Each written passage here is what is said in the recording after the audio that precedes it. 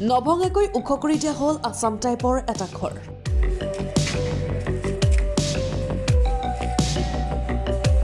মাটিৰ পৰা প্ৰায় 3 ফুট ওখ কৰি দিয়া হ'ল এই আছাম টাইপৰ ঘৰটো। এইটো ধৰক পোষ্টটো মানে ভাঙি ললে, ভাঙি লৈ মানে তাৰ মাজত কাটি দিলে পোষ্টটো, কাটি দিলে মানে ৰড কেইডাল মানে মুটুকাই থলে। যেতিয়া ঘৰটো 3 ফুট উঠাই শেষ হ'ব, তাৰপিছত নতুন ৰড মানে জইন কৰিব, ৱেল্ডিং কৰি, তাৰপিছত ঘৰটো মানে এই খুঁটাটো লখিমপুৰত প্ৰথমটো হাউচ লিফটিং পদ্ধতিৰে ওখ কৰা ঘৰ এইটো।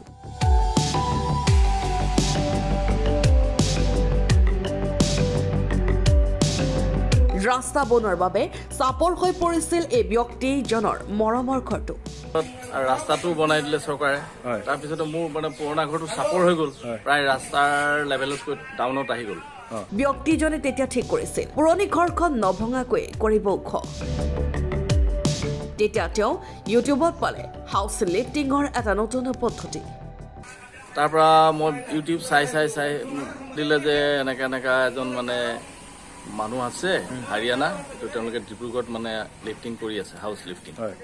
ডিব্ৰুগড়ৰ পৰা এটা মিস্ত্ৰীৰ দল মাতি আনি তেওঁ ওখ কৰি ল'লে নিজৰ হেঁপাহৰ ঘৰখন।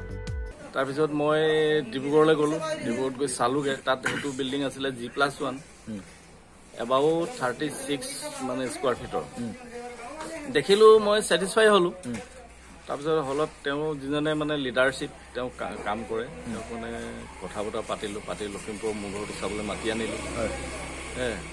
তাৰপিছত আনি তেওঁ মোৰ ঘৰত চাই মেলি কথা বতৰা পাতিলো, এটা ভাৰ্বেল এগ্ৰিমেণ্ট হ'ল।